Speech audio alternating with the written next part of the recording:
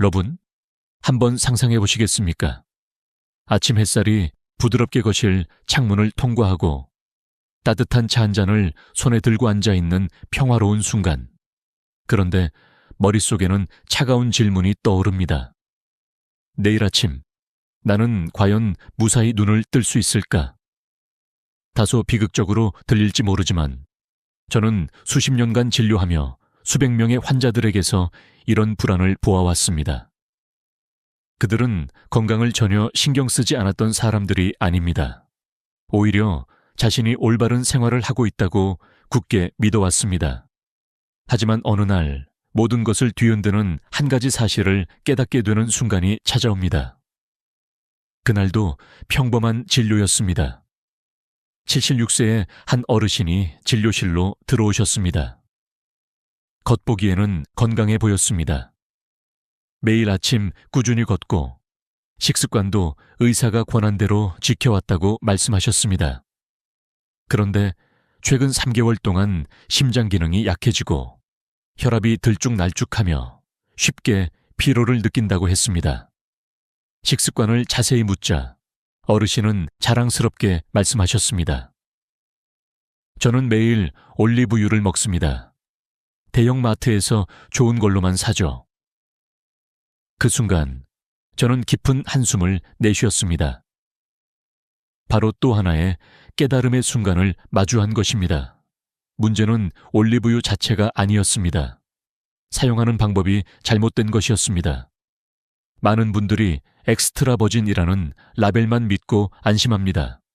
그러나 원산지, 보관 상태, 조리 온도 같은 중요한 요소들은 무시합니다. 그 어르신은 올리브유를 부엌 선반 위 가스레인지 바로 옆에 두었습니다. 병 뚜껑은 늘 반쯤 열려 있었고 요리할 때마다 다궈진 팬에 바로 부어 고온에서 볶거나 튀겼습니다. 그분에겐 10년 넘게 이어온 당연한 습관이었지만 제 눈에는 건강을 갉아먹는 조용한 범인이었습니다. 제가 설명을 시작하자 어르신의 눈빛이 흔들렸습니다. 내용이 어려워서가 아니라 이런 말을 단 한 번도 들어본 적이 없었기 때문입니다. 왜 이제야 이런 얘기를 해주십니까? 그 질문은 제 가슴을 무겁게 눌렀습니다. 정보가 넘쳐나는 시대지만 정작 가장 기본적이고 중요한 건강 지식은 상업적 이유나 무관심 속에 묻혀버린다는 사실을 다시 깨달았습니다. 얼마 전 부산에 사는 한 할머니로부터 전화를 받았습니다. 예전에 제가 지역 강연에서 올리브유 사용법을 이야기해 드린 적이 있었는데 그날 이후로 사용 습관을 완전히 바꾸셨다고 합니다. 어두운 곳에 보관하고 병을 꼭 닫고 고온 조리 대신 샐러드나 저온 요리에만 사용하셨습니다. 석 달 후 검사에서 콜레스테롤 수치가 30% 가까이 내려갔고 무릎 통증이 줄어들어 밤에 푹 주무실 수 있게 되었다고 합니다. 저는 그 전화를 끊으며 다시 느꼈습니다. 단 한 번의 올바른 정보가 한 사람의 남은 삶을 바꿀 수 있다는 것을. 깨달음의 순간은 병원에서 청천벽력 같은 진단을 받을 때만 오는 것이 아닙니다. 때로는 우리가 좋다고 믿어온 습관이 오히려 몸을 해치고 있다는 사실을 알게 될 때 찾아옵니다. 저는 그 순간 환자의 눈빛이 혼란해서 결심으로 바뀌는 것을 볼 때 그 어떤 약을 처방할 때보다 더 강한 의미를 느낍니다. 이 이야기는 제 가족에게도 해당됩니다. 제 할머니는 평생을 건강하게 사셨지만 부엌 창가에 기름을 두고 쓰거나 튀김 기름을 여러 번 재사용하는 습관이 있었습니다.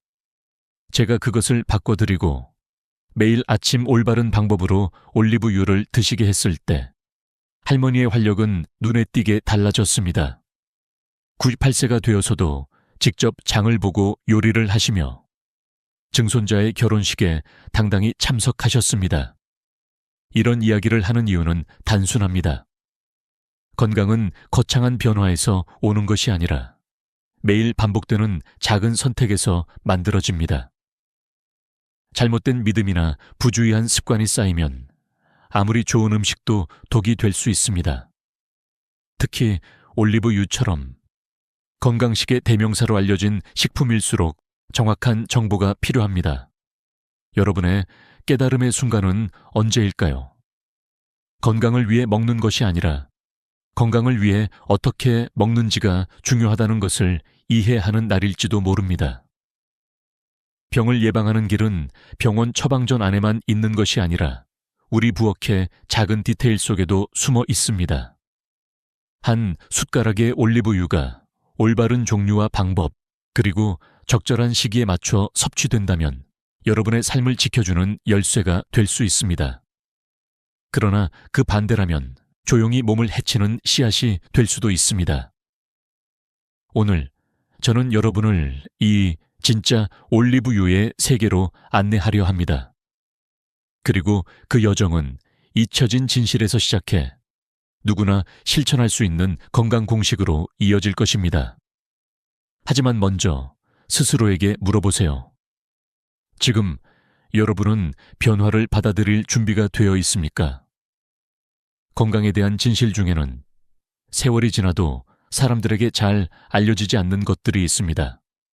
그중 하나가 바로 올리브유의 올바른 사용법입니다. 많은 사람들이 올리브유를 마치 만병통치약처럼 믿지만 실제로는 그 믿음의 절반 이상이 오해와 잘못된 정보 위에 세워져 있습니다. 그리고 그 결과 의도치 않게 몸에 해를 끼치는 사람들이 너무나 많습니다. 저는 병원에서 수많은 환자들을 만나면서 한 가지 공통점을 발견했습니다. 바로 좋다니까 그냥 먹는다는 태도입니다. 한 할아버지는 텔레비전 건강 프로그램에서 올리브유가 혈관에 좋다는 말을 듣고 매일 아침 큰 컵으로 마셨습니다. 석 달 후 그는 복통과 구토로 응급실에 실려왔고 진단명은 급성 췌장염이었습니다. 저는 그분께 조심스럽게 말씀드렸습니다. 좋은 것도 과하면 독이 됩니다. 사람들이 이렇게 잘못된 습관에 빠지는 이유는 단순합니다. 진짜 정보와 마케팅 정보가 섞여 있기 때문입니다. 엑스트라 버진이라는 단어만 보고 무조건 건강하다고 믿는 경우가 많습니다.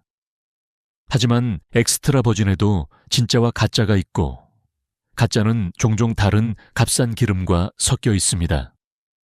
이런 제품에는 우리가 기대하는 올레산과 폴리페놀 같은 핵심 성분이 거의 없습니다.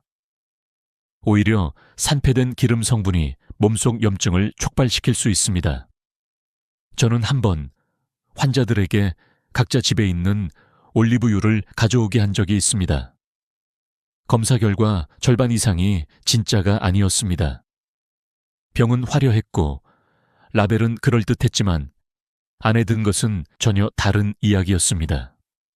문제는 이 차이를 구별하는 법을 아는 사람이 너무 적다는 것입니다. 또 한 가지 중요한 사실은 조리 온도입니다. 대부분의 가정에서 올리브유는 프라이팬 위에서 160도 이상으로 가열됩니다. 그 순간 올리브유의 장점은 사라지고 해로운 물질이 생기기 시작합니다. 특히 여러 번 재가열된 올리브유는 심혈관 질환과 뇌졸중 위험을 높일 수 있다는 연구 결과도 있습니다. 그런데도 많은 사람들은 비싼 기름이니까 버리면 아깝다는 이유로 같은 기름을 반복 사용합니다. 이쯤에서 저는 묻습니다. 여러분은 지금 쓰고 있는 올리브유가 진짜인지 확신하십니까? 그리고 그걸 제대로 쓰고 계십니까? 많은 사람들이 대답하지 못합니다. 왜냐하면 평생 한 번도 그런 질문을 스스로에게 해본 적이 없기 때문입니다. 저는 올리브유를 단순히 음식 재료로만 보지 않습니다. 그것은 마치 약처럼 섭취 방법과 조건에 따라 약이 될 수도 독이 될 수도 있는 특별한 물질입니다. 그렇기 때문에 그저 좋다는 말만 듣고 습관적으로 사용하는 것은 위험합니다. 서울에 사는 한 할머니는 관절염으로 오랫동안 고생하셨습니다. 지인의 권유로 올리브유를 사서 사용했지만 1년이 지나도 아무런 변화가 없었습니다. 제가 병원에서 그분의 사용법을 듣고 난 뒤 이유를 바로 알 수 있었습니다. 첫째, 그분이 쓰던 것은 진짜 엑스트라 버진이 아니었고, 둘째, 매번 뜨거운 불 위에서 조리했으며, 셋째, 병을 부엌 창가에 둬서 햇빛에 노출된 상태였습니다. 그 순간 저는 느꼈습니다. 효과가 없는 것이 아니라 애초에 효과를 낼 수 없는 방법을 쓰고 있었구나. 그리고 변화는 생각보다 빨랐습니다. 올바른 제품을 선택하고 저온에서 조리하거나 샐러드에 곁들이게 한 지 한 달 만에 관절의 뻣뻣함이 눈에 띄게 줄었습니다. 3달 후에는 계단을 오르내리는 것이 훨씬 수월해졌고, 6달이 지나자 할머니는 예전보다 훨씬 활기찬 표정으로 병원에 오셨습니다. 이 모든 이야기는 한 가지로 귀결됩니다. 정보의 차이가 결과의 차이를 만든다는 것입니다. 단순히 올리브유를 먹는 것이 중요한 것이 아니라 어떤 올리브유를 어떻게, 언제, 얼마나 먹느냐가 중요합니다. 이것이야말로 사람들이 잊고 사는 진짜 진실입니다. 이제부터 저는 여러분에게 이 잊혀진 진실을 하나씩 풀어드릴 것입니다. 그것은 단순한 건강 상식이 아니라 수십 년의 경험과 수천 명의 환자 사례에서 걸러낸 살아있는 지식입니다. 그리고 이 지식을 아는 사람과 모르는 사람 사이에는 5년 후, 10년 후에 분명한 건강 격차가 생길 것입니다. 오늘 이 영상을 보고 있는 당신이 그 차이를 만드는 주인공이 되길 바랍니다. 저는 늘 말합니다. 건강에 관한 이야기는 이론만으로는 부족하다고. 눈에 보이는 변화와 실제 사례가 함께 있어야 비로소 사람들의 마음을 움직일 수 있다고요. 그래서 오늘은 제가 직접 경험한 그리고 수치로 증명된 사람 이야기를 들려드리겠습니다. 이 이야기는 단순한 성공담이 아니라 왜 작은 변화가 인생을 바꿀 수 있는지를 보여주는 증거입니다. 부산에 사는 72세 이명수 어르신은 15년 동안 콜레스테롤 약을 하루도 빼놓지 않고 드셨습니다. 혈중 콜레스테롤 수치가 300을 넘었고 의사들은 늘 심근경색 위험을 경고했습니다. 그러던 어느 날 영양사인 딸의 권유로 올리브유 사용법을 바꾸게 되었습니다. 첫 달에는 아침마다 공복에 한 스푼의 올리브유를 먹고 점심에는 신선한 토마토를 곁들였습니다. 그리고 3개월 후 콜레스테롤 수치는 200 아래로 내려갔고 6개월 뒤에는 약 복용량을 절반으로 줄였습니다.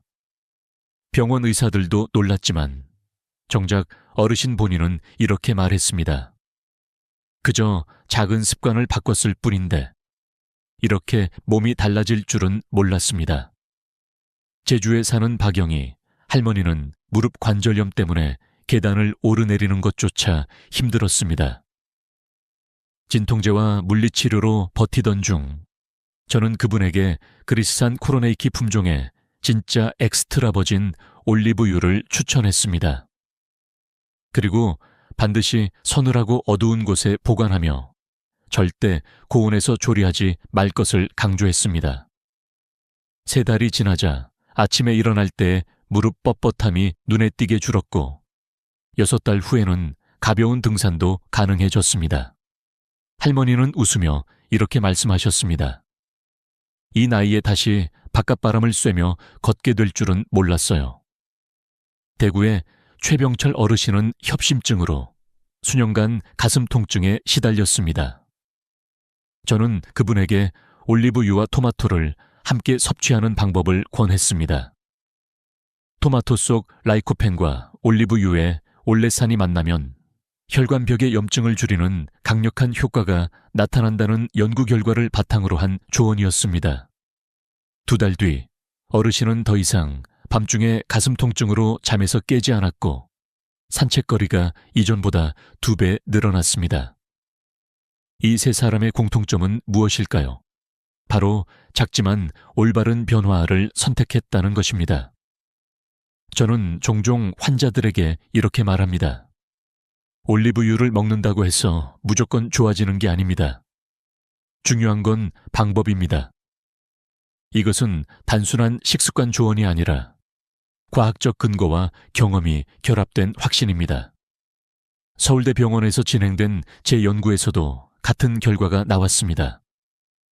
진짜 엑스트라 버진 올리브유를 아침 공복에 한 스푼씩 올바르게 보관하고 적절히 조리한 그룹은 잘못된 제품을 쓰거나 고온 조리한 그룹에 비해 혈관 탄력성이 평균 40% 향상되었습니다.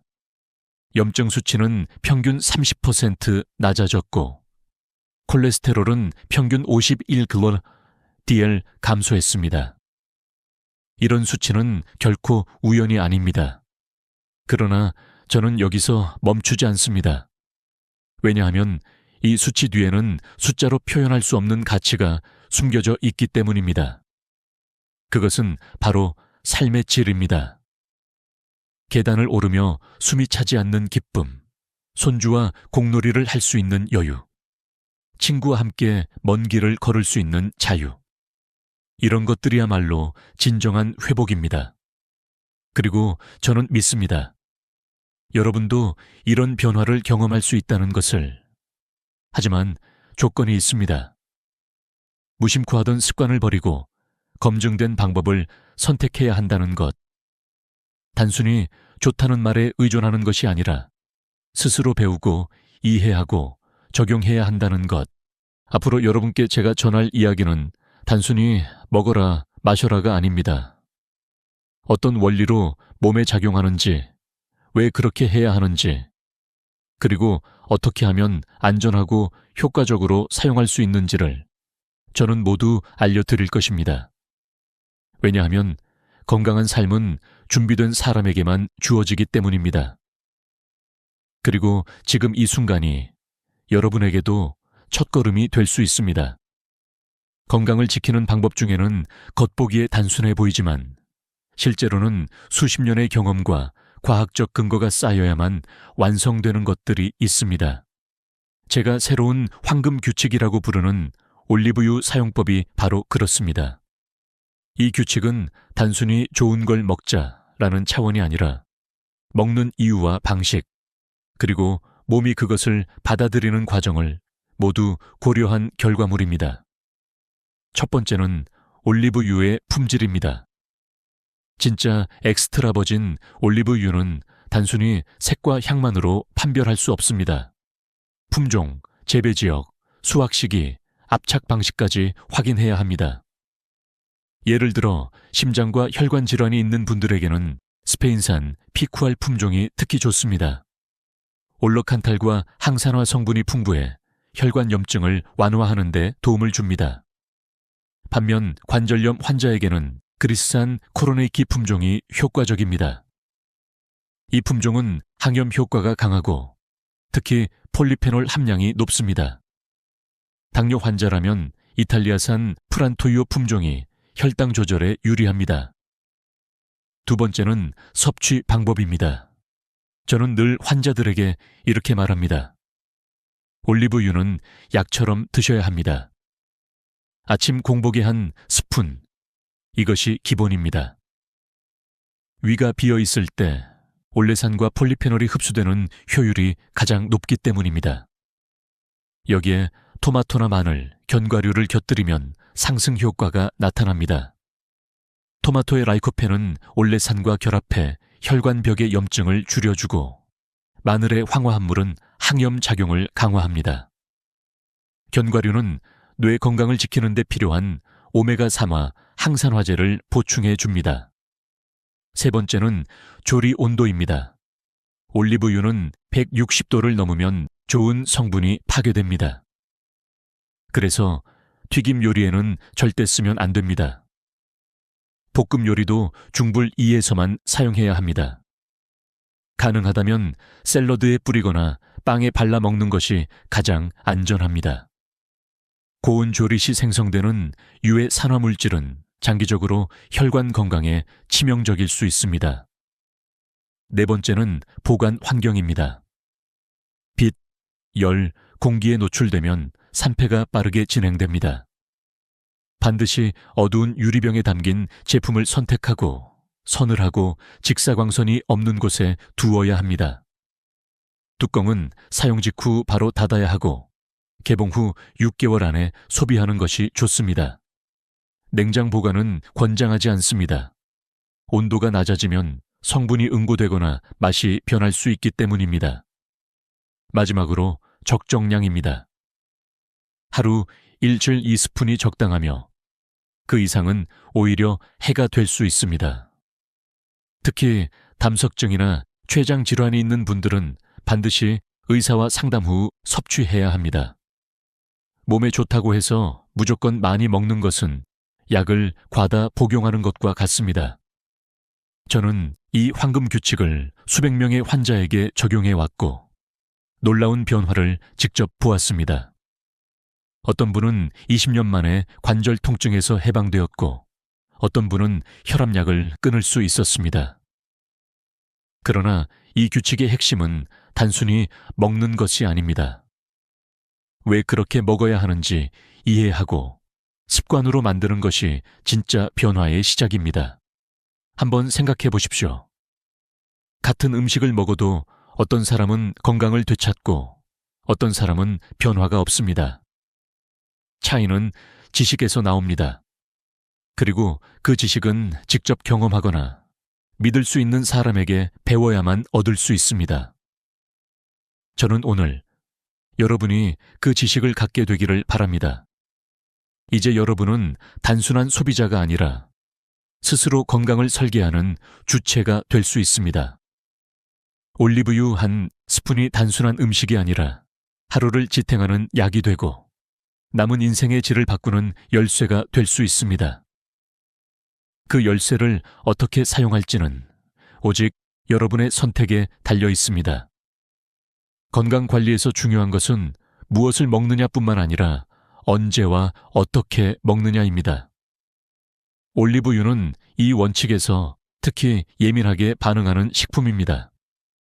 제가 수십 년간 환자 데이터를 분석하며 깨달은 사실은 같은 양과 같은 품질의 올리브유라도 섭취 시간과 조합에 따라 효과가 2배, 3배 차이가 난다는 것이었습니다.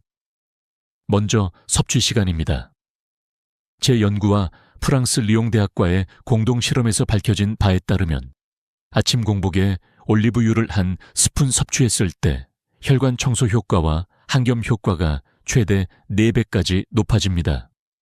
위가 비어있는 상태에서 올레산과 폴리페놀 흡수율이 가장 높아지고 혈관 탄력성과 염증 지표 개선이 뚜렷하게 나타납니다. 실제로 아침 공복에 섭취한 그룹은 혈관 탄력이 평균 40% 향상되었고 염증 수치는 30% 감소했습니다. 반면 저녁 늦게나 기름진 식사 직후 섭취한 그룹은 효과가 거의 없었고 일부는 오히려 지방간이나 체중 증가가 나타났습니다. 다음은 음식 조합입니다. 올리브유는 단독으로 먹을 수도 있지만 특정 식품과 함께 섭취했을 때 상승작용이 강력해집니다. 예를 들어 토마토 속 라이코펜은 올리브유의 지방 성분과 결합해 흡수율이 크게 올라갑니다. 이 조합은 혈관벽 염증을 줄이고 LDL 콜레스테롤을 낮추는 데 뛰어난 효과를 보입니다. 실제로 올리브유와 토마토를 함께 먹은 환자 그룹은 심장병 위험이 40% 이상 줄었습니다. 마늘도 훌륭한 파트너입니다. 마늘의 알리신은 항염 작용과 함께 혈액순환을 돕는데 올리브유와 결합하면 이 효과가 최대 5배까지 강화됩니다. 관절염이나 류머티즘 환자들에게 특히 유용하며 제 환자 중 일부는 이 조합을 꾸준히 섭취해 진통제 복용량을 줄이는 성과를 얻었습니다. 견과류 역시 빼놓을 수 없습니다. 호두, 아몬드, 피스타치오 같은 견과류에 불포화 지방산과 항산화제가 올리브유의 장점을 보완해 뇌 건강을 지키고 치매 위험을 줄이는 데 도움을 줍니다. 스페인 바르셀로나 대학 연구에서는 올리브유와 견과류를 함께 섭취한 그룹이 치매 발병률이 60% 낮았습니다. 하지만 위험한 조합도 있습니다. 올리브유를 고운 조리 음식과 함께 먹으면 발암 가능성이 있는 산화물질이 생길 수 있습니다. 또한 유제품과 함께 과다 섭취하면 칼로리 폭탄이 되어 체중 증가와 대사 문제를 일으킬 수 있습니다. 실제로 광주에 사는 정만호 어르신은 TV 건강 프로그램을 보고 매일 한 컵씩 올리브유를 그냥 마셨다가 급성 췌장염으로 입원했습니다. 또 서울의 김순자 할머니는 올리브유로 튀김을 하고 그 기름을 여러 번 재사용하다가 혈관염증이 심해져 뇌졸중 위험이 크게 높아졌습니다. 이 모든 사례가 말해주는 것은 간단합니다. 올리브유의 진짜 힘은 시간과 조합에 있습니다. 올바른 시간대, 올바른 음식과 함께 올바른 양을 섭취할 때만 그 효과를 온전히 누릴 수 있습니다. 그렇지 않으면 아무리 비싸고 좋은 제품이라도 몸속에서는 빛을 발하지 못합니다.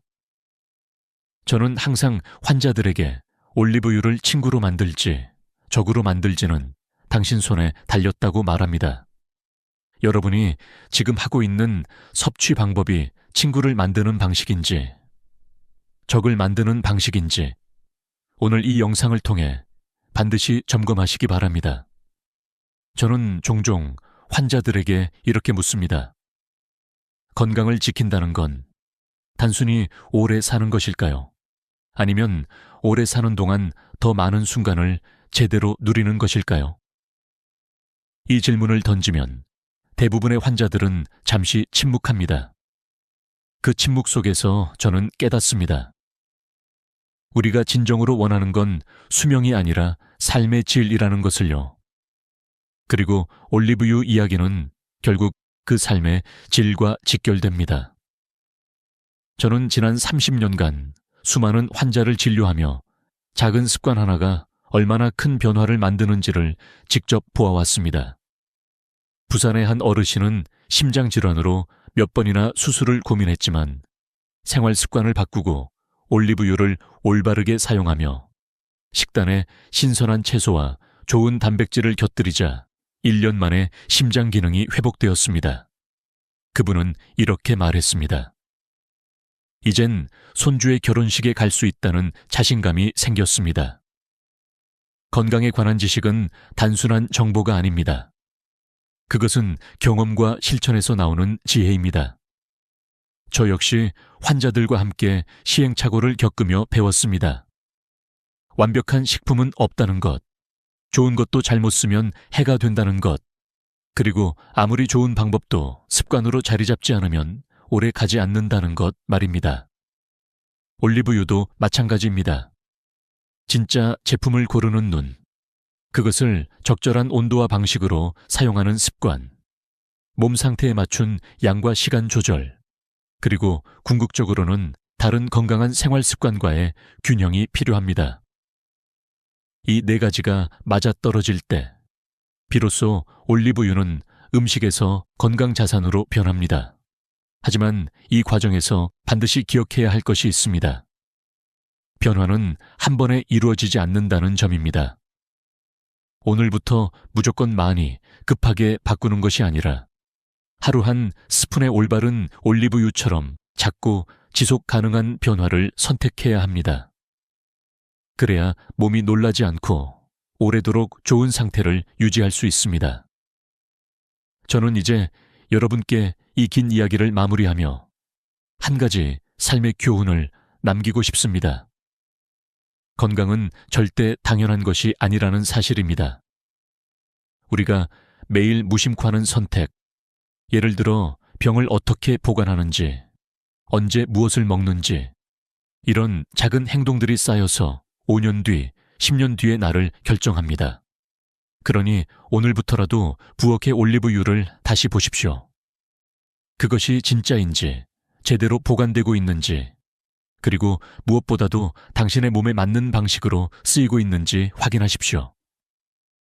올리브유 한 스푼은 그저 식재료일 수도 있지만 올바른 지식과 습관이 결합되면 그것은 내일 아침을 건강하게 맞이할 수 있는 작은 기적이 될 수 있습니다.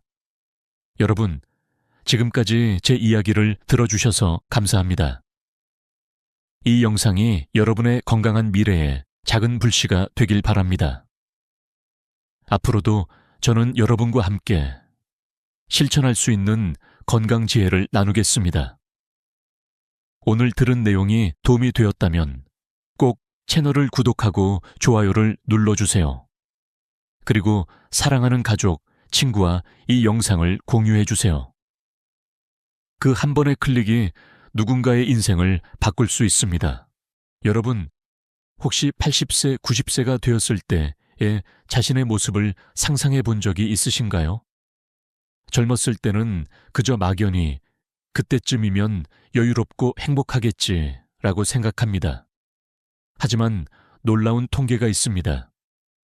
우리나라 70세 이상 노인 중 자신이 꿈꾸던 방식대로 노후를 보내고 있는 사람은 겨우 23%에 불과하다는 사실입니다. 나머지 77%는 왜 그렇게 되지 못했을까요? 저는 오늘 그 숨겨진 이유부터 이야기하려 합니다.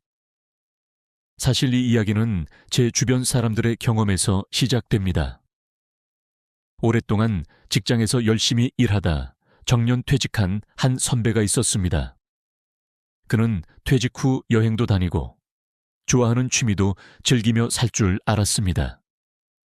그러나 불과 몇 년 만에 허리 통증, 무릎 관절염, 그리고 예상치 못한 배우자의 병간호로 일상이 무너졌습니다. 돈은 조금 있었지만 건강과 활력을 잃은 그는 더 이상 세상을 즐길 수 없었습니다. 이 이야기를 들었을 때 저는 깨달았습니다. 노년의 행복은 절대 자연스럽게 찾아오지 않는다는 것을요. 노년학 연구에서도 말합니다. 행복한 말년은 하루아침에 만들어지는 것이 아니라 평생 쌓아온 습관과 선택의 결과라고요. 미국 하버드대의 한 장기 연구에서는 건강한 80대 도 90대 노인들의 공통점이 평생 유지한 생활 습관이라는 사실이 드러났습니다. 무작정 나이를 먹는다고 해서 지혜롭고 건강해지는 건 아닙니다. 오히려 잘못된 습관은 나이가 들수록 몸과 마음을 갉아먹습니다. 이쯤에서 우리는 한 가지 질문을 던져야 합니다. 나는 지금 20년 후에 내게 무엇을 남기고 있는가? 이 질문은 단순한 자기계발 문구가 아니라 실제 인생을 바꾸는 경고음입니다. 저는 여러 어르신을 만나 인터뷰하며 90세가 넘어서도 자립적으로 사는 분들에게서 세 가지 공통된 태도를 발견했습니다. 첫째, 지금의 불편함을 미루지 않고 해결합니다.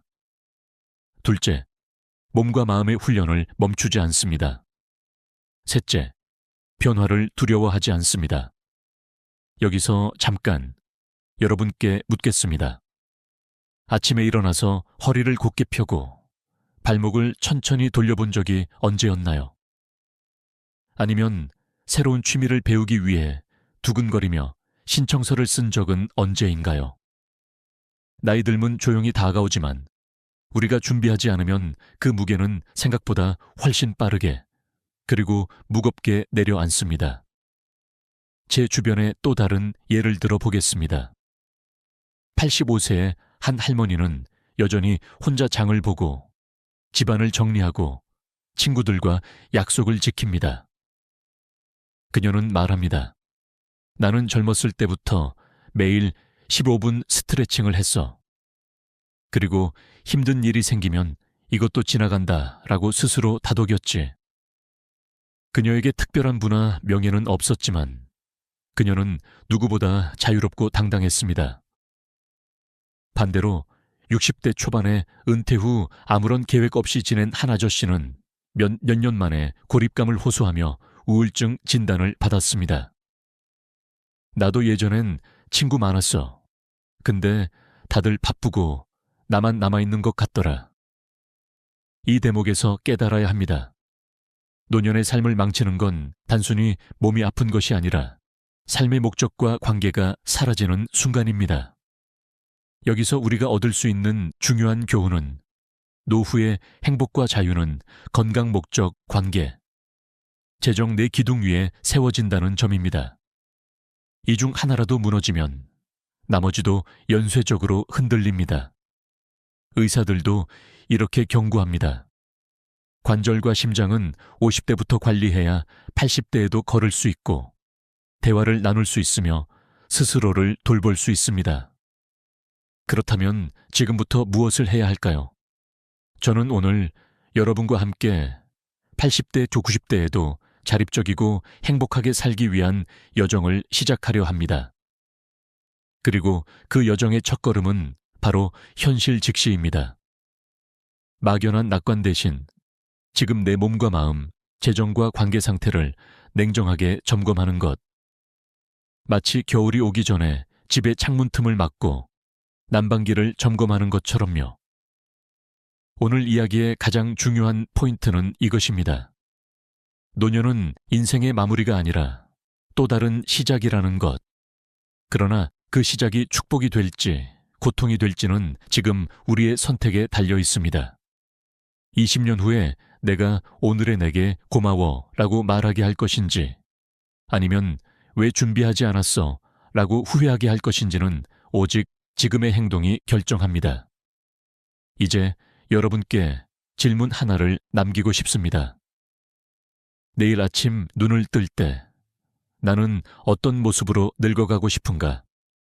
이 질문을 마음속에 품고 다음 단계에서 우리는 건강과 자유를 지키는 구체적인 방법을 이야기할 것입니다. 준비되셨나요?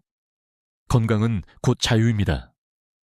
이 말은 단순한 구호가 아니라 수십 년 동안 어르신들과 대화를 나누며 제가 가장 많이 들었던 진실입니다.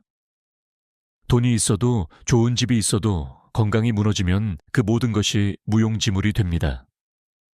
특히 몸과 마음의 유연성은 노년의 자립도를 결정짓는 핵심 열쇠입니다. 하버드 의대의 연구에 따르면 고관절과 척추의 유연성이 좋은 노인은 그렇지 않은 노인보다 낙상 위험이 무려 67% 낮았습니다. 낙상은 노인 건강의 전환점이 됩니다. 한 번 넘어져서 골절이 생기면 그 이후로 걷기조차 힘들어지고 결국 외출이 줄어들며 사회적 고립이 찾아옵니다. 그런데도 많은 사람들은 유연성을 단순한 운동 능력 정도로만 생각합니다.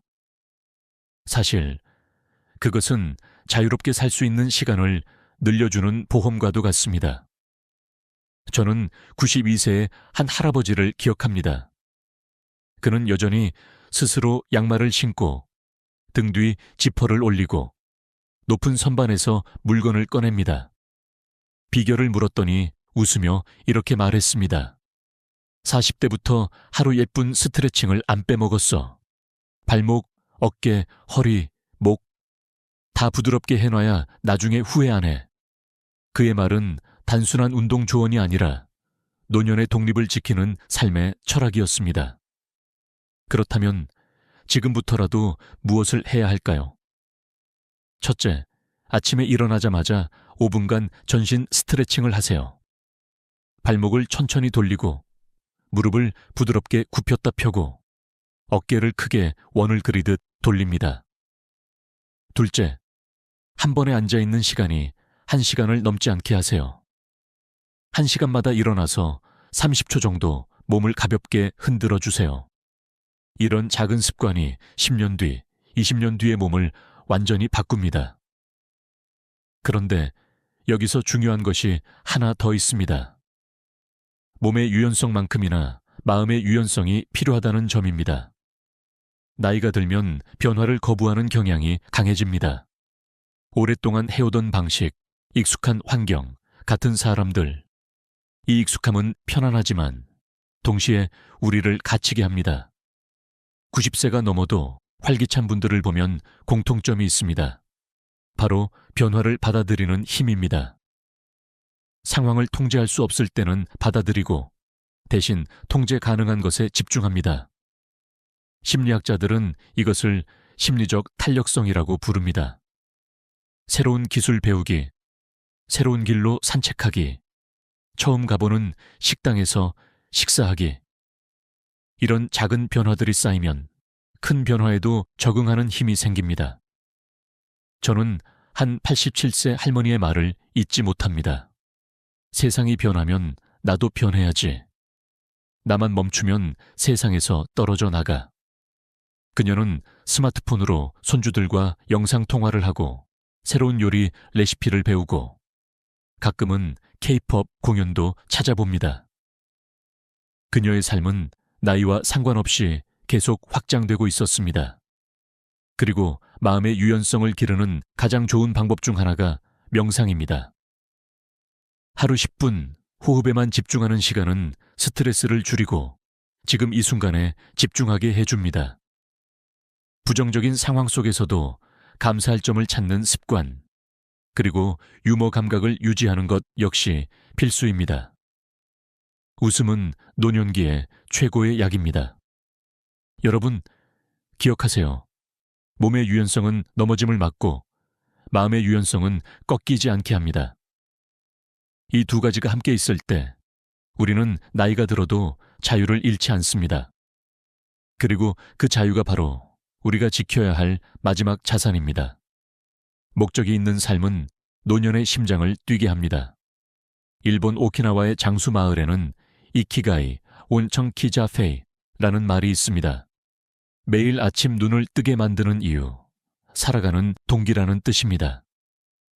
심리학 연구에 따르면 강한 목적 의식을 가진 사람은 그렇지 않은 사람보다 평균 7년을 더 오래 살고 질병 회복 속도도 빠르며 우울증 위험도 훨씬 낮습니다. 저는 80대에 들어서도 눈이 반짝이는 사람들을 보면 그들의 하루가 결코 의무로만 채워져 있지 않다는 것을 알게 됩니다. 그들은 작은 일에도 이유를 두고 거기에 마음을 쏟습니다. 한 83세 할아버지는 매주 2번 아이들에게 장기를 가르칩니다. 내가 쌓은 기술을 그냥 묻어두기 아깝잖아.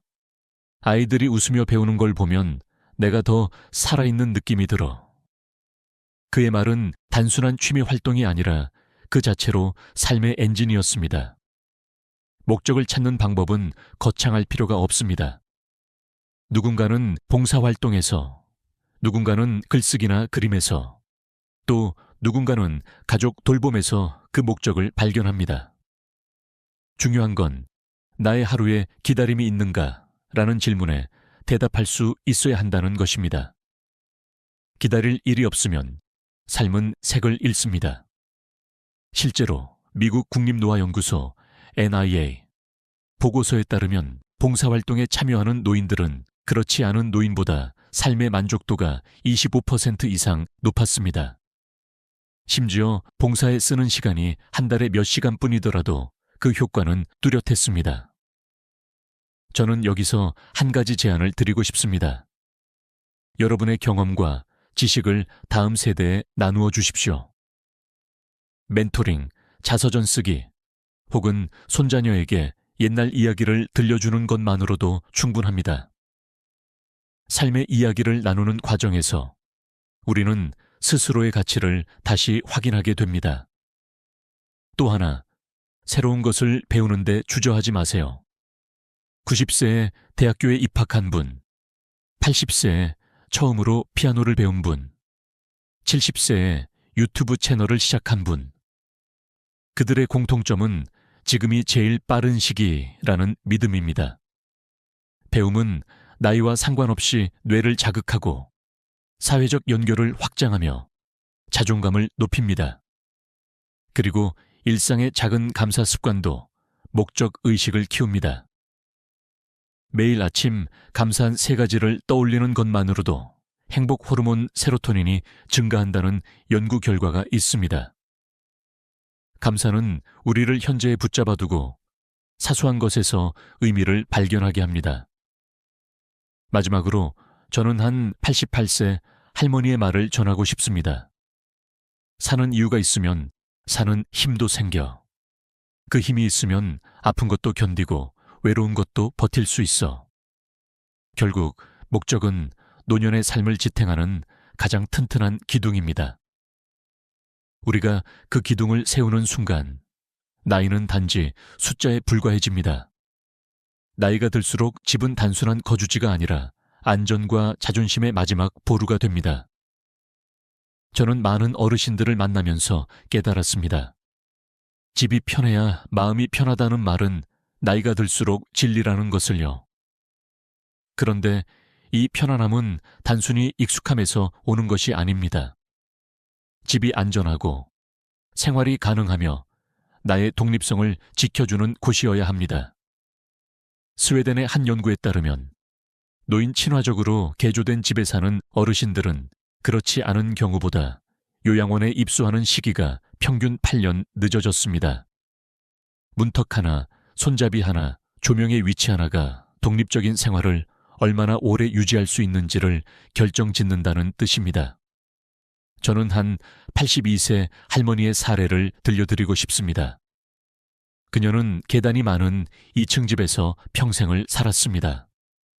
하지만 70대 후반에 무릎이 불편해지자 과감하게 1층으로 침실을 옮기고 욕실에 미끄럼 방지 매트를 깔고 부엌 선반 높이도 조정했습니다. 처음엔 이런 걸 왜 해야 하나 싶었어. 근데 지금은 덕분에 매일 내가 하고 싶은 일을 내 힘으로 할 수 있어. 그녀의 목소리에는 자부심이 묻어났습니다. 집을 안전하게 만드는 첫걸음은 작은 위험 요소를 제거하는 것입니다.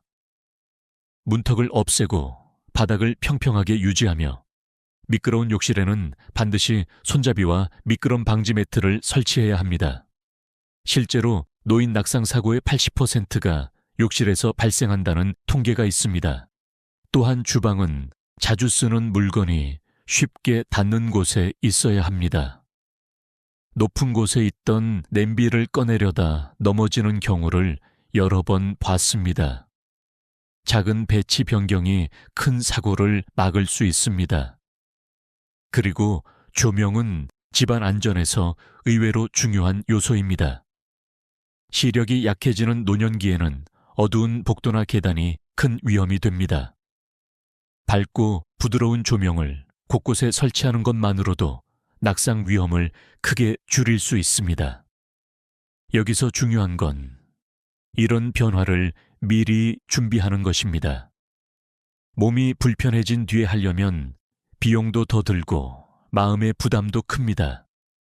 60대부터 조금씩 환경을 바꿔두면 80세가 되었을 때도 내 집에서 스스로 살아갈 가능성이 훨씬 높아집니다.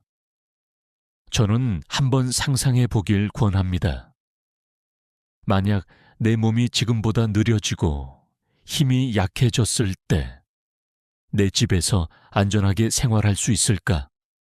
이 질문에 자신 있게 예라고 말할 수 없다면 지금이 바로 변화를 시작할 때입니다.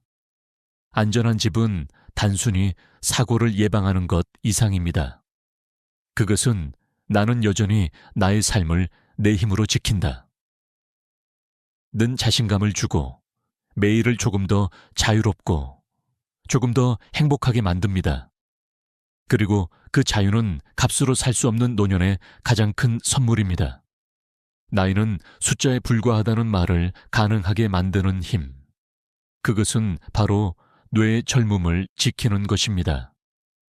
몸이 조금 느려져도 기억력과 사고력이 살아있다면 우리는 여전히 세상과 연결되어 있습니다. 하지만 뇌는 사용하지 않으면 빠르게 퇴화합니다. 특히 은퇴 이후 일상에서 지적 자극이 줄어들면 그 속도는 놀랄 만큼 빨라집니다. 스탠퍼드 대학의 연구에 따르면 90세가 넘어도 치매 없이 건강한 인지 기능을 유지하는 사람들의 공통점은 평생 학습을 멈추지 않았다는 점이었습니다. 그들에게 공부는 시험을 위한 것이 아니라 뇌를 위한 운동이었습니다. 저는 86세에 프랑스어를 배우기 시작한 한 할아버지를 기억합니다. 젊었을 땐 바빠서 못했는데 이제 시간이 있으니 해보자고 마음먹었지. 처음엔 힘들었지만 매일 단어를 외우다 보니 머리가 맑아지는 느낌이었어. 그는 새로운 언어를 배우면서 외국 친구까지 사귀었고 매일이 조금 더 신나는 날이 되었다고 말했습니다. 뇌를 단련하는 방법은 다양합니다. 새로운 언어, 악기 연주, 요리, 미술 등 전혀 해보지 않은 분야에 도전해 보세요. 뇌는 낯선 정보를 처리할 때 가장 활발하게 작동합니다. 또한 스도쿠, 바둑, 체스 같은 전략 게임은 뇌의 여러 영역을 동시에 활성화시켜 기억력과 문제 해결 능력을 높입니다. 간단하지만 강력한 방법도 있습니다. 평소 쓰지 않는 손을 사용해 보는 것입니다. 오른손잡이라면 왼손으로 양치하기, 왼손잡이라면 오른손으로 식사하기.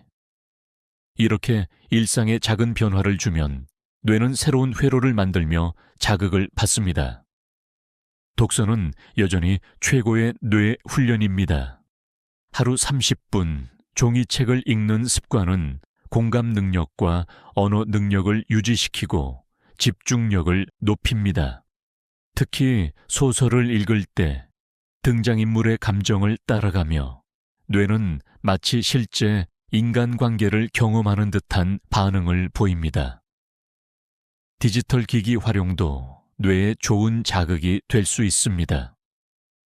스마트폰 앱 사용법을 배우거나 간단한 동영상 편집을 해보는 것도 좋습니다. 중요한 건 약간 어려운 것을 선택하는 것입니다. 너무 쉬우면 뇌는 게으름을 피우고 너무 어려우면 금세 포기하게 됩니다. 편안함을 살짝 벗어난 도전이 뇌를 젊게 유지하는 비결입니다. 저는 한 90세 어르신의 말을 전하고 싶습니다. 머리를 쓰는 건 숨을 쉬는 것과 같아.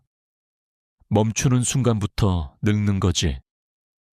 그 말처럼 뇌를 단련하는 습관은 나이와 상관없이 우리의 세상을 넓혀줍니다. 나이가 들어서도 세상을 호기심 어린 눈으로 바라볼 수 있다면 그 삶은 결코 늙지 않습니다. 노년의 행복은 단순히 오래 사는 데 있지 않습니다. 안정된 재정과 건강한 관계, 그리고 이를 지탱하는 생활 습관이 함께해야 비로소 완성됩니다. 많은 어르신들이 돈만 있으면 된다, 혹은 사람만 곁에 있으면 된다 라고 생각하지만 실제로는 그 둘이 서로 얽혀 있습니다. 재정적 불안은 관계를 위축시키고 관계의 단절은 정신적, 신체적 건강을 무너뜨립니다. 금융 전문가들은 90세까지 독립적으로 살고 싶다면 장기 재정 계획을 반드시 세워야 한다고 말합니다. 평균 수명이 길어진 지금, 은퇴 이후의 삶이 30년 이상 지속될 수 있습니다. 그 안에는 의료비, 장기 요양 비용, 생활비, 취미나 여행 경비까지 모두 포함됩니다. 저는 한 78세 부부를 기억합니다. 이들은 젊을 때부터 국민연금, 개인연금, 소액투자까지 병행하며 수입원을 다변화했습니다. 덕분에 은퇴 후에도 경제적 불안 없이 봉사활동과 취미를 즐길 수 있었습니다.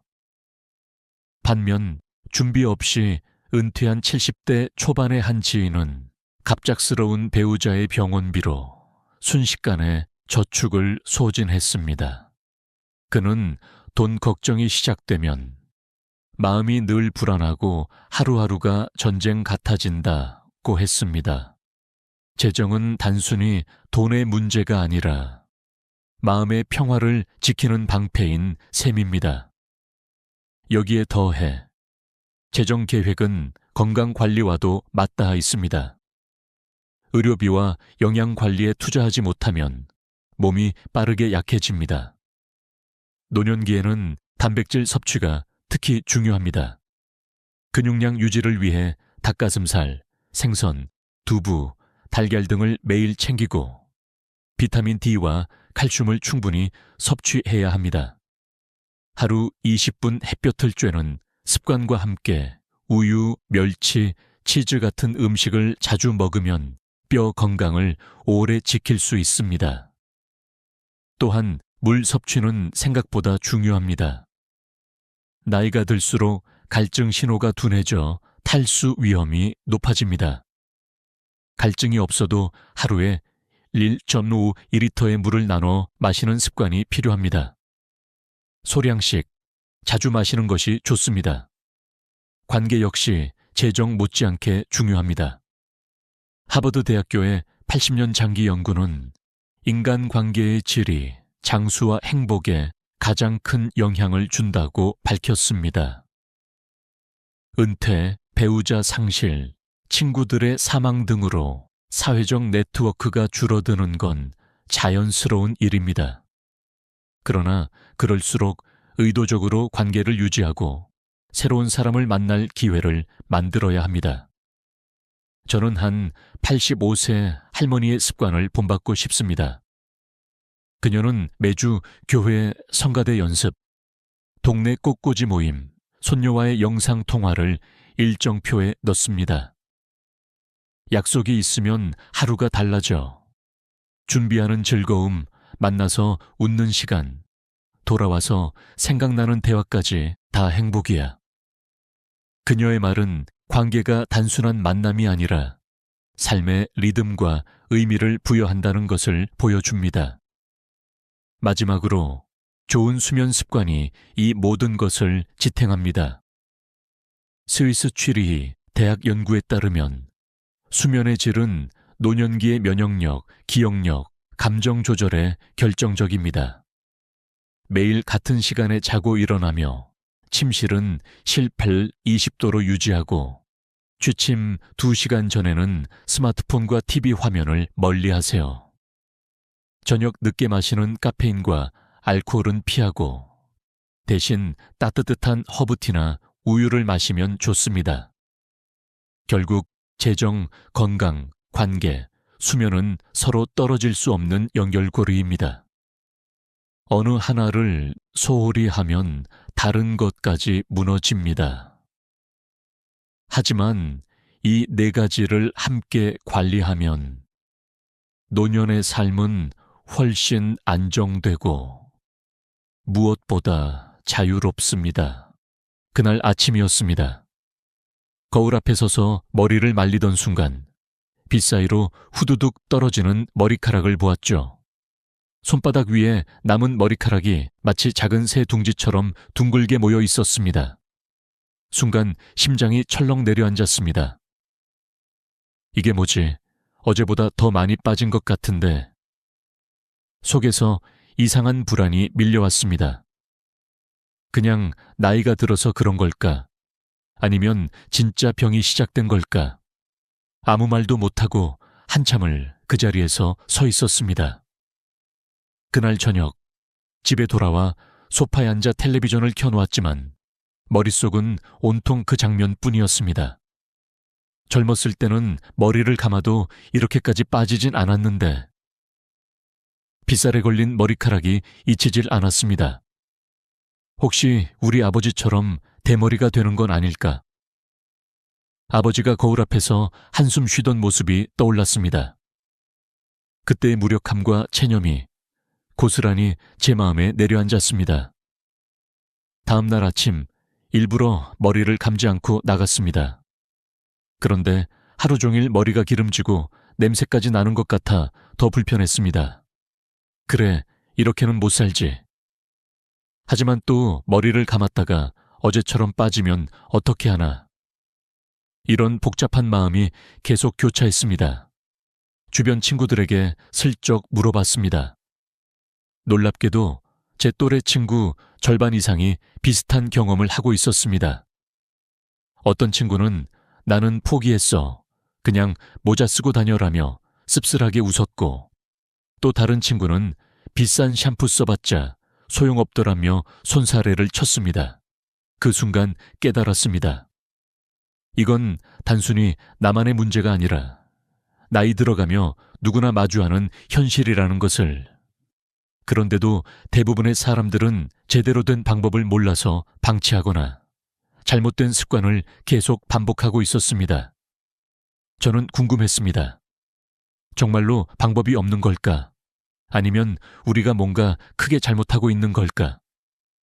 이 질문이 제 머릿속에서 떠나지 않았습니다. 그 후로 저는 머리를 감을 때마다 손끝의 감촉, 빠지는 머리카락의 양, 두피 상태까지 세세히 관찰하기 시작했습니다. 그런데 이상하게도 머리를 감는 날이 오히려 더 많이 빠진다는 걸 느꼈습니다. 깨끗하게 하려고 샴푸를 쓰는데 그 결과가 더 나빠진다면 분명 무언가 잘못된 겁니다. 이 의문이 제 호기심을 자극했고 저는 평생 습관이라고 생각했던 머리 감기를 완전히 새로 배우기로 결심했습니다. 아마 이 영상을 보고 계신 많은 분들도 비슷한 경험이 있을 겁니다. 아침에 배수구에 쌓인 머리카락을 보고 차라리 머리를 안 감는 게 낫나 하는 생각을 해보신 적 있죠. 하지만 그건 해답이 아닙니다. 오히려 잘못된 방법을 바로잡는 것이 훨씬 더 중요합니다. 그리고 저는 오늘 그 해답을 여러분과 나누려고 합니다. 왜냐하면 저 역시 이 문제로 불안해했고 해결하기 위해 수많은 시도와 시행착오를 겪었기 때문입니다. 이야기는 이렇게 시작됐습니다. 한 번의 충격적인 순간, 그리고 그 순간이 던진 질문. 나는 왜 머리를 감을수록 더 잃어가는 걸까? 오늘 그 답을 찾아가는 여정을 함께 걸어가 보시죠. 머리가 빠지는 가장 큰 이유 중 하나는 우리가 아무렇지 않게 반복해온 습관 속에 숨어 있습니다. 저는 그걸 몰랐습니다. 오히려 깨끗하게 열심히 관리하는 게 정답이라고 믿었죠. 하지만 나이 들어가면서 그 열심히가 독이 될 수도 있다는 사실을 깨달았습니다. 첫 번째 함정은 물 온도입니다. 대부분 따뜻한 물, 아니 뜨거운 물이 더 깨끗하게 씻긴다고 생각합니다. 저도 그렇게 믿었죠.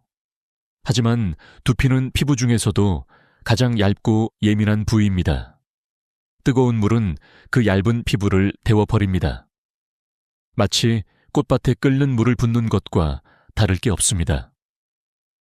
처음에는 시원하고 개운하지만 시간이 지나면 피부 장벽이 약해지고 모근이 힘을 잃습니다. 실제로 피부과 진료 데이터에 따르면 50세 이상 환자의 62%가 뜨거운 물 사용이 두피 손상의 주요 원인으로 나타났습니다. 두 번째 함정은 샴푸의 사용 방식입니다. 광고에서는 늘 거품 가득한 모습을 보여주죠. 그래서 저도 샴푸를 머리에 직접 짜서 비비곤 했습니다. 그런데 그건 고농축 세제를 피부에 바로 붓는 것과 같습니다. 두피는 자극을 받으며 미세한 염증이 생기고 그 염증이 반복되면 모발은 점점 가늘어집니다. 제가 만난 한 70대 어르신은 평생 그렇게 머리를 감으셨습니다. 정수리 쪽 머리가 유난히 빨리 빠진 이유가 바로 이 습관 때문이었습니다. 세 번째 함정은 손톱입니다. 시원하게 긁어야 깨끗하다는 생각, 여러분도 해보셨을 겁니다. 하지만 손톱은 칼날과 같습니다. 특히 나이가 들수록 피부 회복력이 떨어져서 긁힌 상처가 아물지 않고 염증이 퍼집니다.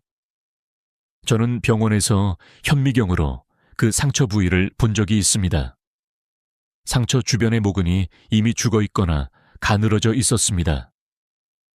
그 모습은 마치 말라버린 나무뿌리 같았습니다.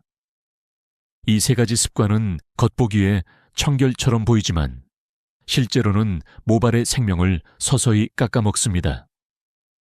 저는 이걸 환자분들과의 대화를 통해 그리고 제 스스로의 실험을 통해 확신하게 되었습니다. 한 번은 50명 환자를 대상으로 6개월간 관찰했습니다. 평소처럼 머리를 감는 그룹과 제가 가르쳐준 올바른 방법으로 감는 그룹으로 나누었죠. 결과는 놀라웠습니다. 잘못된 방법을 쓰던 그룹은 올바른 방법을 쓴 그룹보다 머리카락이 평균 2.7배 더 많이 빠졌습니다. 이쯤에서 질문이 생길 겁니다. 그럼 어떻게 해야 하나요? 평생 해온 습관을 바꾸는 게 가능할까요? 저 역시 처음엔 쉽지 않았습니다. 하지만 변화를 시작하면 머리뿐 아니라 마음도 달라집니다. 예를 들어 뜨거운 물 대신 미지근한 물을 쓰기 시작하면 처음엔 시원함이 덜하다고 느낍니다. 하지만 몇 주 후 두피가 덜 당기고 가려움이 줄어든 걸 느끼게 됩니다. 머리를 감는 건 매일 하는 일입니다. 그렇기 때문에 잘못된 방법을 쌓아가면 그 피해도 매일 쌓입니다. 반대로 좋은 방법을 매일 실천하면 그 효과는 생각보다 빨리 나타납니다. 저는 이 진리를 깨닫고 나서 머리를 감는 순간을 치료라고 생각하기 시작했습니다. 단순히 더러운 걸 씻어내는 시간이 아니라 모근에 힘을 주는 시간 말입니다. 여기까지 듣고 나면 아마도 여러분은 한 가지 더 궁금해질 겁니다. 그럼 머리카락과 두피의 관계는 정확히 뭔가요? 다음 이야기는 바로 그 부분입니다. 우리가 평생 오해해온 머리카락과 두피의 진짜 비밀에 대해 말씀드리겠습니다. 머리카락을 이야기할 때 대부분 사람들은 머리카락 자체에만 집중합니다. 샴푸 광고, 미용실의 안내문, 심지어 병원 상담조차도 머리카락의 굵기나 길이, 윤기에 대해 이야기하죠. 하지만 저는 오랫동안 환자를 보면서 깨달았습니다. 머리카락은 이미 죽은 세포입니다. 우리가 빗질하는 그 긴 머리카락은 감각도 회복력도 없습니다. 한번 손상되면 절대로 스스로 복구되지 않습니다. 그렇다면 무엇이 머리카락을 살리는 걸까요? 바로 두피입니다. 두피는 살아있는 조직이며 머리카락 공장이 있는 땅과 같습니다. 땅이 비옥해야 좋은 곡식이 자라듯 두피가 건강해야 튼튼한 모발이 자랍니다. 이 사실을 깨달은 건 10여 년 전 한국 전통 약초 연구를 하던 시기에 만난 한 어르신 덕분이었습니다. 그분은 80세가 넘었지만 머리숱이 또래보다 훨씬 많았습니다. 저는 호기심에 비결을 물었습니다. 그러자 어르신은 웃으며 이렇게 말했습니다. 나는 머리를 닦는 게 아니라 머리밭을 가꾼다네. 그 한마디가 제 인생을 바꿔놓았습니다. 그 이후로 저는 머리 감기라는 말을 버리고 두피 씻기라는 표현을 쓰기 시작했습니다. 환자들에게도 항상 이렇게 설명합니다. 머리카락은 나무십, 두피는 뿌리와 흙입니다. 우리는 매일 입만 닦고 흙은 방치해왔습니다. 그리고 그 비유를 이해한 환자들의 생활이 바뀌기 시작했습니다. 실제로 국내 피부과학 연구 자료를 보면 두피 관리 습관이 좋은 사람은 그렇지 않은 사람보다 모발 성장 속도가 평균 18% 빠르다고 나옵니다. 또 두피의 염증이나 각질이 적은 그룹은 머리카락의 평균 수명이 1.5년 더 깁니다. 이 수치는 단순히 미용이 아니라 우리의 생활 습관이 머리 건강을 어떻게 바꾸는지를 보여줍니다. 제가 기억하는 한 사례가 있습니다. 72세 여성 환자였는데 평생 머리카락만 신경 쓰고 두피는 무심하게 방치하셨습니다. 두피는 건조하고 붉게 변해 있었고 목은 주변엔 작은 각질 덩어리가 붙어 있었습니다. 저는 그녀에게 한 달간 머리카락이 아닌 두피를 중심으로 씻고 마사지하는 습관을 실천하도록 했습니다. 한 달 뒤 그녀의 두피색은 건강한 분홍빛으로 돌아왔고 솜털처럼 새로운 머리카락이 자라는 모습이 보였습니다. 그 순간 그녀는 웃으며 말했습니다. 거울을 보니 나도 다시 살아나는 것 같아요. 두피를 가꾸는 건 단순히 모발을 지키는 것을 넘어 사람의 자신감과 표정까지 바꿉니다. 젊었을 때는 하루 머리카락 몇 가닥이 빠져도 대수롭지 않지만 나이가 들면 그 몇 가닥이 모여 머리숱을 결정합니다. 그렇기 때문에 50세 이후에는 두피 관리가 선택이 아니라 필수입니다. 이쯤에서 저는 여러분께 질문하고 싶습니다. 지금 여러분은 머리카락을 관리하고 있나요? 아니면 두피를 관리하고 있나요? 이 차이를 깨닫는 순간 탈모에 대한 생각이 완전히 달라질 겁니다. 그리고 이 깨달음 위에 이제 구체적인 방법을 얹어야 합니다. 다음 이야기는 바로 제가 직접 경험하고 실험을 통해 확인한 커피라는 특별한 재료에 대한 것입니다. 처음 커피라는 단어를 두피 관리와 연결지었을 때 솔직히 저도 웃음이 나왔습니다. 마시는 것도 아닌데 어떻게 머리에 도움이 된단 말인가. 하지만 7년 전 독일에서 열린 국제탈모학회에서 한 백발의 교수님 발표를 들으며 생각이 완전히 바뀌었습니다.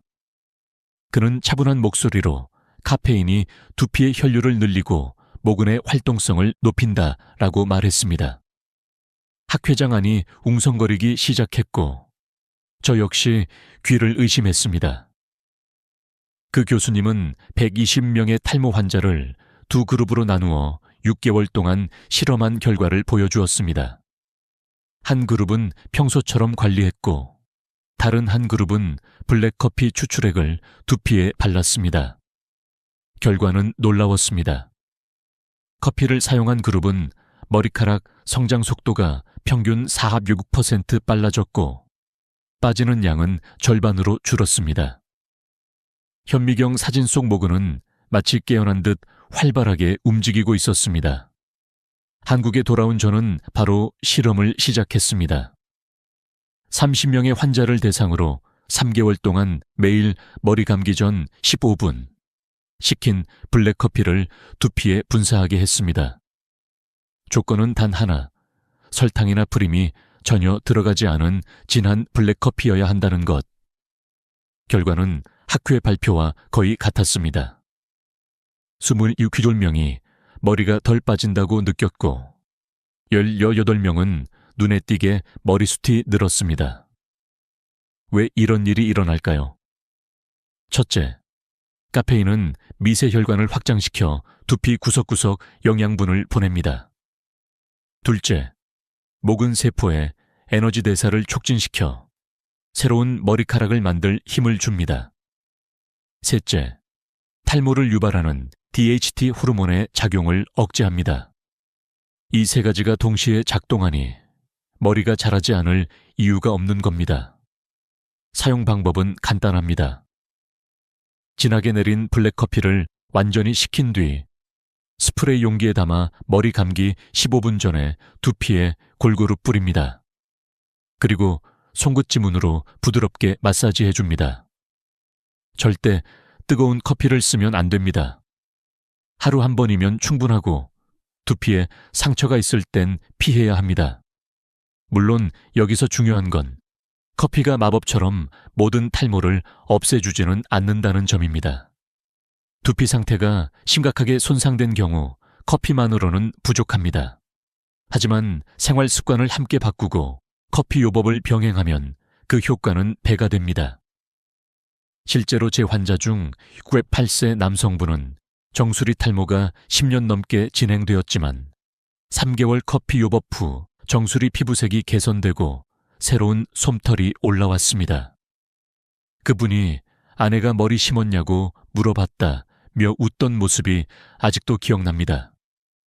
커피는 마시는 순간도 좋지만 머리에 입히는 순간 진가를 발휘합니다. 그리고 이 방법은 비용도 거의 들지 않아 연금 생활을 하는 어르신들에게 특히 부담이 없습니다.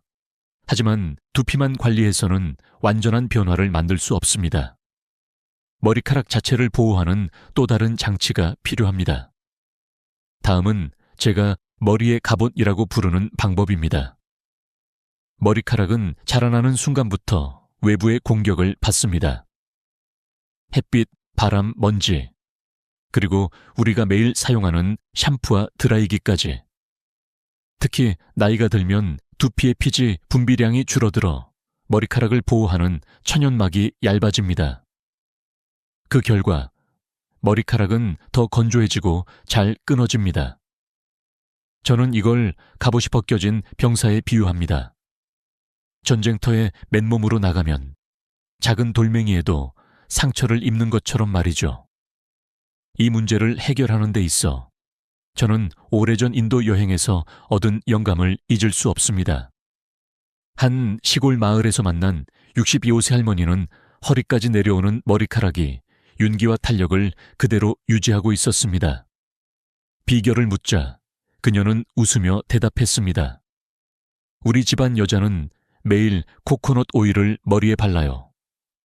어머니도, 할머니도, 그 전 세대도.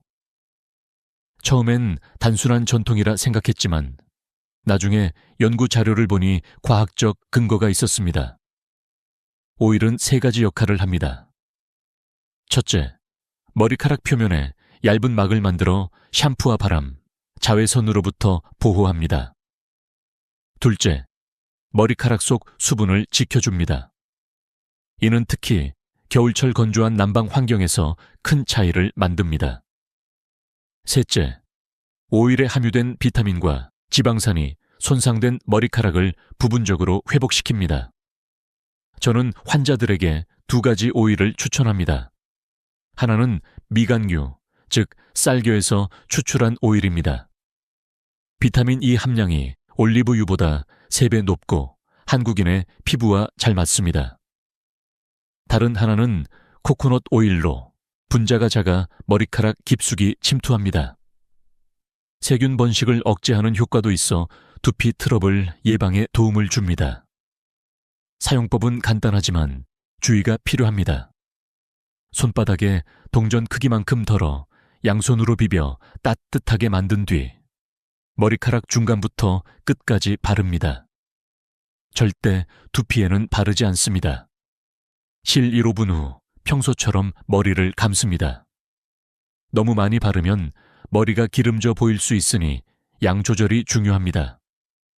이 방법을 꾸준히 실천한 69세 여성 환자가 있었습니다. 파마와 염색으로 머리카락이 늘 푸석했고 감을 때마다 한 움큼씩 빠진다고 했습니다. 3개월 후 그녀는 환하게 웃으며 말했습니다. 딸이 제 머리카락을 만져보고 20살 때 같다고 했어요.